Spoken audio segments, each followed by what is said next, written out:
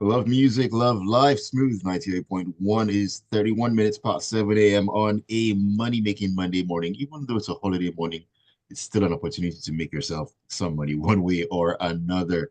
You're listening to The Smooth Breakfast. This is where we get to take a walk into the world of the papers, take a look at the headlines, the stories that are making the rounds that have us talking, because this is Freshly Pressed, an interactive session as always. Once again, welcome to the show. My name is Ayokunmi on a holiday Monday. Once again, Eid Mubarak to the Muslim faithful out there. Hoping you're having a chill, relaxed morning with us. We're about to dive into something to heat up your Monday morning. A lot of stories to get into. Analysis will follow as well as your contributions, your thoughts, your messages. They mean a lot to us. We always love to hear from you. And you can do that by sending them in on WhatsApp on 0809 Once again, that is 0809 That is the WhatsApp number. We're also on YouTube streaming live at Smooth 981 FM Lagos. Smooth 981 FM Lagos. You can leave your comment in the chat box there. I'll take them alongside the WhatsApp messages. Okay, joining me this morning to give their analysis, break it all down, and make some sense of it all, Mr. C and AB Bozimo in on a holiday Monday morning. Good morning to you, gentlemen. Good morning, Ayo. Welcome back. Good morning, Mr. C, and happy Eid Mubarak to all listeners out there. Good morning, AB. Ayo, welcome back. Lagos, good morning.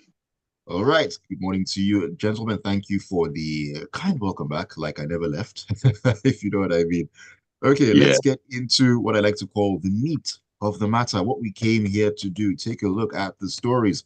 And a lot of interesting things are making the rounds, Mr. C. Let's begin in The Guardian this morning, where it says the Socioeconomic Rights and Accountability Project, SERAP, has urged Senate President Godswill Akpabio and Speaker of the House of Representatives Tajuddin Abbas to immediately withdraw a proposed bill that seeks to make voting compulsory for Nigerians. Now, the bill titled Bill for an Act to Amend the Electoral Act 2022 to make it mandatory for all Nigerians of majority age to vote in all national and state elections and for related matters.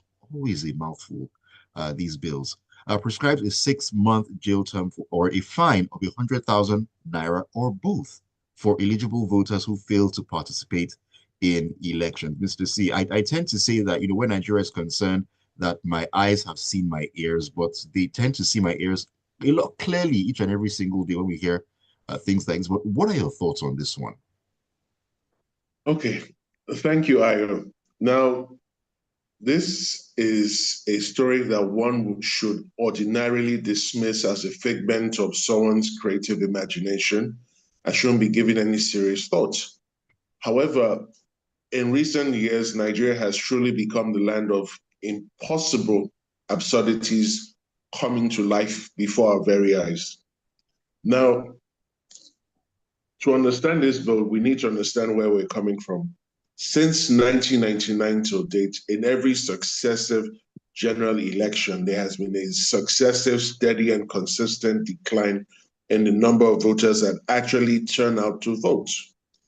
I'm not even speaking to all the shenanigans that go on with each of these elections. I'm even looking at the official figures as posted by INEC. And election on election, it's quite substantial. Now, some rocket scientist in one of the chambers of the National Assembly has brought up this stupid, idiotic, and daft bill. And it's a real pity that we do not have the names of this sponsor or group of sponsors, because it will be really interesting to know the faces behind this nonsense. Now, you cannot criminalize lack of voting. If voters are increasingly displaying increased apathy towards elections, there must be reasons why. One of the reasons will be the continued electoral shenanigans that have accompanied each and every election since 1999, from ballot box snatching to strange results being declared to actual violence being inflicted on people who do not want to vote for preferred candidates. Now, one would think that in a climate such as this, the lawmakers would be more concerned about addressing the issues or the factors that are contributing greatly to voter apathy, but no, they're not interested. They want to criminalize non-voting, and they say it's 100,000 naira fine or 6 months in prison. Now let's look at our correctional centers or custodial centers. As we speak, Ayo, they're already overcrowded. And with each election, we have millions of Nigerians who do not vote. Okay, let's take Lagos State. There are about 6 million registered voters in Lagos State. At the last elections in 2023, less than 1 million or about 1 million voted, meaning 5 million didn't vote. Can someone explain to me from that National Assembly where 5 million Lagos residents will be jailed in this country? What center, what building will hold them? It's truly absurd. Now you say 100,000 naira fine. Is this a revenue collection drive? Now, there are real reasons why someone may not be in a position to vote on election day. What if the person falls sick on election day? What if a person traveled the day before and then Nigerian Airlines, with their wonderful shenanigans, cancel the flight and the person is unable to return to the location where he is registered to vote? Is that his fault? What if the person is attacked by armed assailants the night before and is in a coma, or is in no state to come out and vote? Or the person has undergone a serious medical procedure the day before and has to recover from that procedure and is on admission in the hospital? There are many reasons why people don't vote. Now, more importantly, what if the person actually turns up to vote and then improperly votes, as in he places his thumbprint in between two parties' boxes? Would you consider that not voting? I just think that there are many more serious issues that the lawmakers should actually be devoting their time to, like addressing electoral impunity, ensuring that the politicians who benefit from all these electoral shenanigans are actually punished, along with the political parties that benefit, not proposing laws like this. Now, I would love to tell Nigerians that this law would not pass. But with what my eyes have seen recently, this may turn out to be a question of the eyes have it. And then sadly, we're stuck with this. So Nigerians, buckle up. Indeed, it's going to be a very interesting ride until 2027. And we're going to see many more funny bill representations, and we're going to see many more funny acts passed. But really and truly, I salute SERAP on this. If this nonsense is passed, I'm not even going to call this legislation, then it should be challenged in court. But again, even the Nigerian courts lately, another story completely. But we'll see. We're here for the long haul. Mr. You say that this will not pass, but you've forgotten that this is Nigeria. Stranger things No. I said it shouldn't pass. It shouldn't pass, but this is Nigeria. Both the judiciary and the legislature in recent times have shown us things that we previously thought were impossible are now possible. All right, AB, do you want to just get a few words in on this one before we move on to the next story? Yes, this is further proof of what I've held, that the Nigerian National Assembly is the smallest collection of the most overpaid people who do the least for the largest population in Africa. And you think about it, you say people are not coming out to vote. Vote for what? This category of people spending 350 billion naira to get this as a result? Do you understand that if you even you are even talking about, let's make voting more accessible, let's use technology. Every single person in Nigeria has access to a POS, meaning everybody typically has some kind of card. If that voter's card is digitalized so that anywhere I am in the country, during a certain fixed period of the day, I can place my vote electronically, then we can be talking of a bill that is making more sense. But to come up and propose to criminalize people who are ignoring you for what I consider to be excellent reasons, because you have been utterly useless to them on a daily basis, that is just a further excursion in the preposterous. The further excursion into the preposterous, as AB has said. Okay, AB, we're going to stick to another story here. Stick to The Guardian, another story coming out of it. And it's an interesting one, and there's a reason I'm bringing it to the fore. Now, it says African countries can do without the cutthroat interest loans from the Bretton Woods institutions and other international finance institutions to fund infrastructure, says a report released at the weekend by the Corporate Accountability and Public Participation Africa. That's CAPA, CAPPA. Now, also, the Dean of the Faculty of Sciences at University of Lagos, Professor Adelaja Odukoya, urged African countries to look inward as they have abundant resources to fund critical infrastructure. Now, the report tagged Big Debt, Big Thirst, a case study of World Bank supported projects in Ekiti Rivers and Bauchi states, examines how states in Nigeria are in debt over privatized public water, even while the taps remain dry. It's a long story here, but the backdrop of this is another report that came out that says that the World Bank is set to approve fresh loans totaling about $632 million to Nigeria today, amid mounting concerns over the country's rising debt profile. Now, that was a report in The Punch. Looking at that and looking at this particular report that has come out that, hey, all these institutions that you're getting loans from and all that, you guys can do something different. You can look inward. It doesn't have to be, cap in hand all the time to get loans from these institutions, bearing in mind where we are with our debt profile.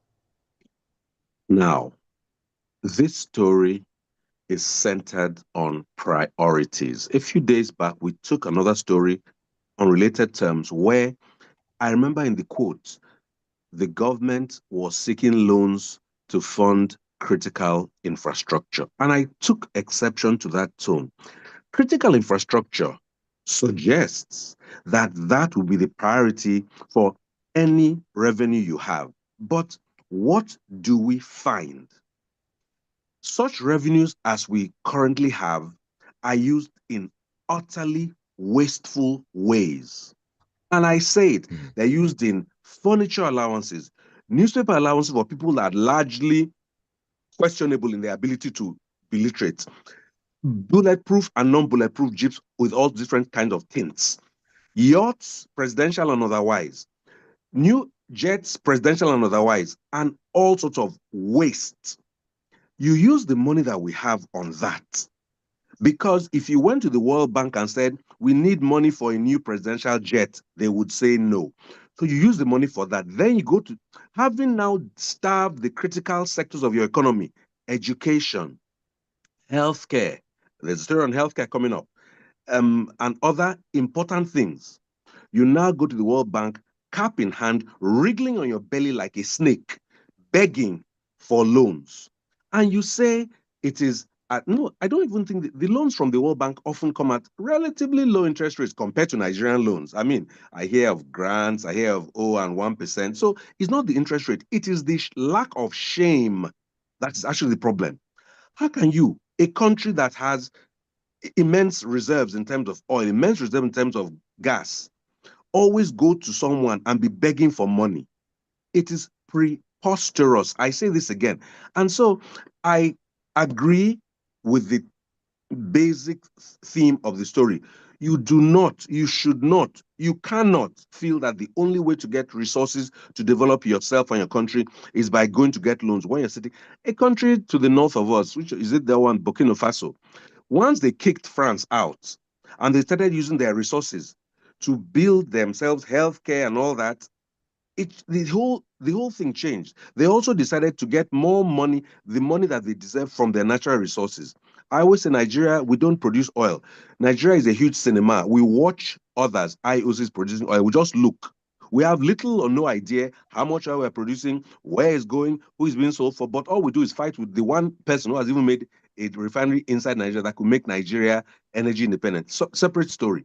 So we sit down. We are seeing blatant displays of mediocrity, incompetence, and utter lack of vision. A country as blessed as Nigeria, with every single thing. There was a recent, what do you call it, natural disaster in Myanmar and something where buildings collapsed, earthquakes, and so on. I always say Nigeria, we don't have typhoons, we don't have hurricanes, we don't have earthquakes. Our only natural disaster is the leadership we have. And they have shown that they are completely incapable of marshalling the magnificence of Nigerian resources, starting with our natural resources, the human beings, to make Nigeria all and more than it can be. So that's why they will go at the drop of a hat. First of all, it gives them business class ticket or first class in some cases to go and beg for money. And it's just a Bambiala approach to national development that I completely reject. I agree. We do not need those loans. Okay, so very quickly, I agree with what AB has said, but I just want to drop in two things. I'm not aware of any Nigerian governor who travels commercial. They travel private, first thing. Now, secondly, we're where we are because politicians have simply stopped showing up for debates, a lot of them, because really and truly they believe they don't need it. And this is the end result of not showing up for a debate. There's a reason why in serious countries that they have debates and everybody turns up and displays or promotes what they think they have. And until we get back to being a serious country, sadly, this will continue to be our lot. All right. While we're taking that story, AB alluded to infrastructure, talking about the health sector, and really and truly, there is a story talking about that. It's coming out of The Guardian once again, Mr. C. Lagos State is grappling with a severe shortage of medical professionals, with only 8,200 doctors available to serve a population exceeding 20 million, far below the estimated 30,000. Yes, I repeat, 30,000 required. Now, the Nigeria Medical Association, the NMA, has attributed the crisis to the ongoing mass migration of health workers, commonly referred to as the Japa syndrome. We know that. Now, the NMA chairman, Dr. Babajide Sahid, highlighted the scale of the problem, noting that the departure of doctors from Nigeria continues at an alarming rate. And he says, and I quote here, we're losing doctors at an alarming rate, he said. Nobody can give an exact figure because the number is always fluctuating. Now, Mr. C, that's in Lagos State here. Now, spare thoughts for other countries in Nigeria that are maybe not up to par in terms of resources and the economic might and so on and so forth. Lagos is grappling with the problem at this level. Now, just like I said, spare thoughts for other states within the country. What will they be going through? This is where we are right now in Nigeria. 30,000 doctors required. We have about 8,200. Those are not pretty numbers. So we're facing a clear and existential crisis in Nigeria, and it's a real mystery why the rocket scientists in positions of authority have not declared a state of emergency. Let's even take the headline, 8,200 doctors available. I'm not sure that figure is correct, and I will explain why. Some of these 8,200 doctors have probably retired. Some are probably even deceased. Some have probably left and are still trying to find their feet abroad. Now, Lagos arguably is one of the best places to work in within Nigeria. There are a few metropolitan cities in Nigeria. So you have Lagos, you have Kano, you have Port Harcourt, then you have Abuja. So if this is the situation in Lagos, spare a thought for the situation in Taraba, spare a thought for the situation in Osun State, spare a thought for the situation in Kebbi or the situation in Ebonyi. And you're looking at a very grim tale.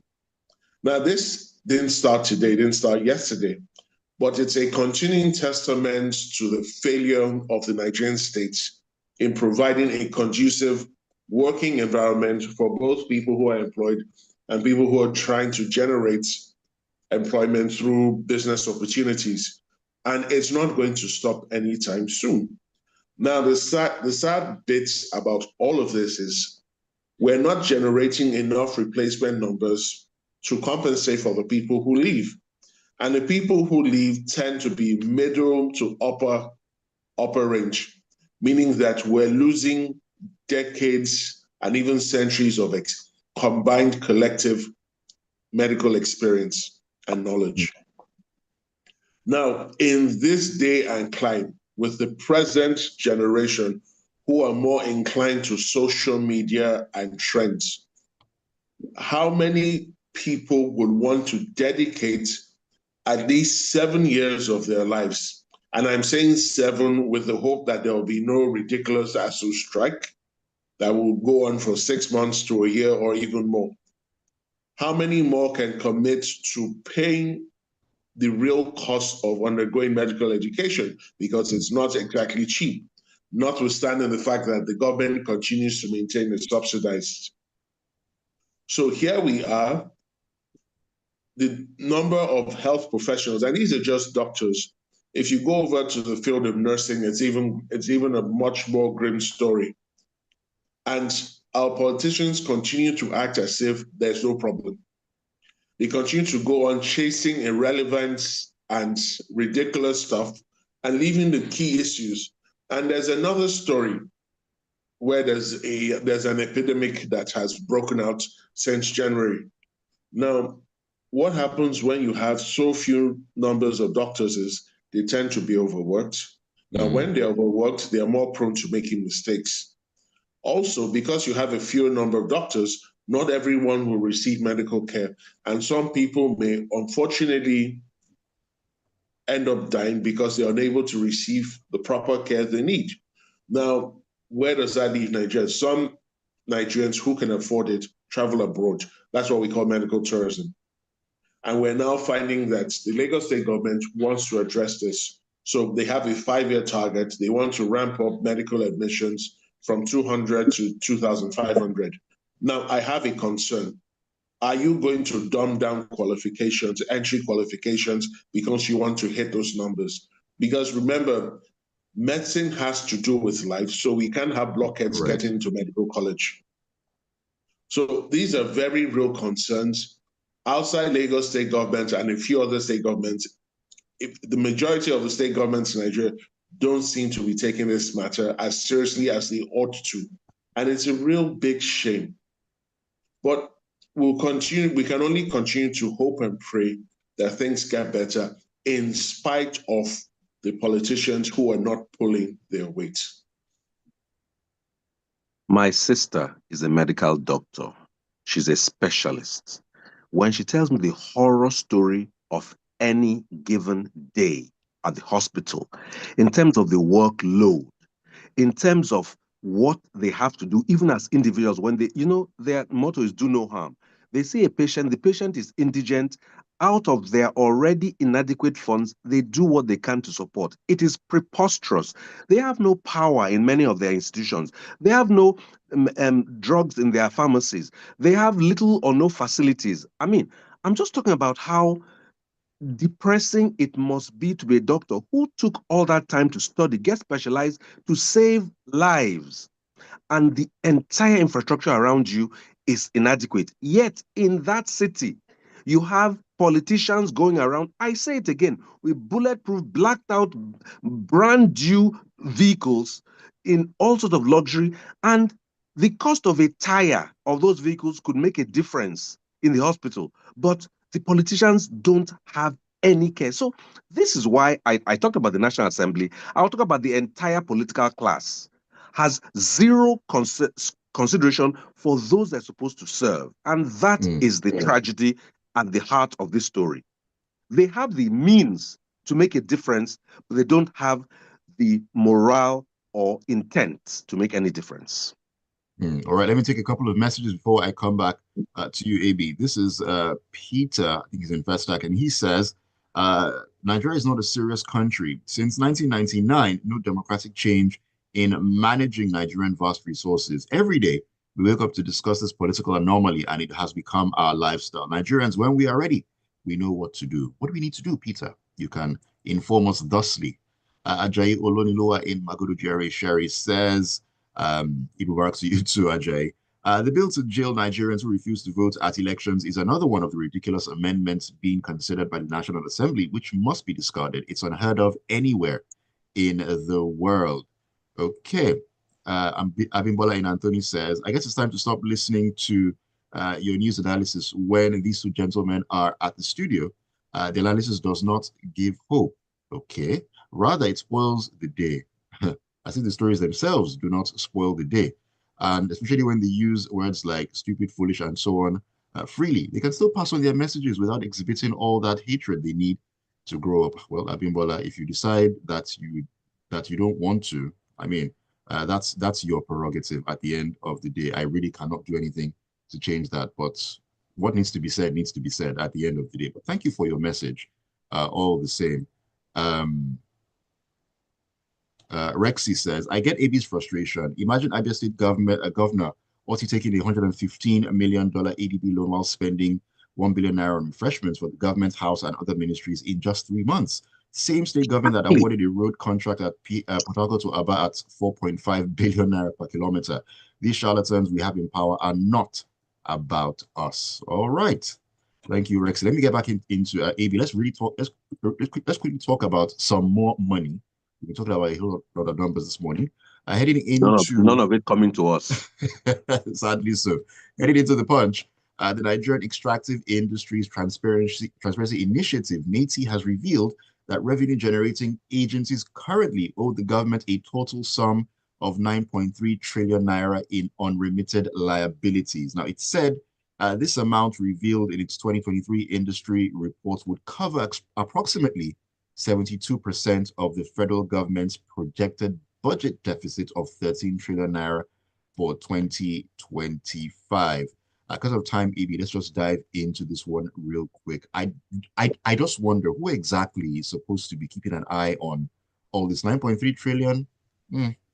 Very quickly, just imagine what it would be wherever you are seated right now if someone would tell you that there is a source where 72% of your challenges exist to be taken care of. Would you sit on your arms and say, okay, or would you move all hell and high water to get it to sort your problems out? NATI for years always comes up with this thing. I remember many years ago, NATI said, if we just stop gas flaring, we could literally wipe out then the debts. It was during Buhari before his spree. Nobody did anything. Now they are saying there is a source of money they have identified. But here's the question. How come these monies are allowed to accumulate like this? You asked a very good question. It was one day, 1 naira was being owed, then 100 naira, then 1 million naira, then 1 billion. Now we're entering trillions. Where are the people in charge? Back again, I ask the National Assembly, and I'll combine two stories. In the next story, the National Assembly is actually doing something where they're identifying some of what they say are companies that are owing the government money. So I have accused them, but I will give them kudos in this regard. However, what is their coercive power? They can identify if the people don't pay, what next? So NATI has said we have a chance to reduce our deficit by 72%. I would think that all stops should be brought out so that we get that fund. The question I always ask though, when that money comes in, how do we manage it? Do we now get matching private jets for because our vice president jet has a broken windscreen in London or he's in New York, so he's still waiting for Was in New York. attention. He's New York. Okay, thank God you are the new person. Do we have other things that we need to do? There are many things that none of which includes prioritizing what is needed for Nigerians to have a better life. So that's all I'm saying. Good on 90. You have identified somewhere. First of all, who are those that allow that money to accumulate? They should be what's the word? Sanctioned. And then let's go after the money, get it, and let's also follow up with the National Assembly, who have identified some oil companies. But National Assembly, while oil companies are good to identify, please, there are other sectors of the economy that you should also focus on, Right. that you can also get monies out. So these are stories that to counter the person those are stories of hope. And when hope is seen, we will acknowledge it. Okay, let me run through some of the messages that have come in here. Joseph Menier in Silver Estate, Ejigbo says, so the shenanigans that have been going on during the elections time, still fresh in our minds. Many were killed, injured, properties destroyed. Yet the Senate, in their usual joblessness and unproductive manner, sponsored such a bill. It's just unfortunate how we keep retrogressing as a country. Imagine how Nigeria is viewed in the Committee of Nations. May God bless Nigeria. Amen. From your lips to the ears of the Lord. Tony Nikeja says, the proposed bill to compel all Nigerians of voting age to vote during elections is already mocking the beneficiaries of electoral fraud. For example, what becomes of the role given to ethnic profilers during general elections?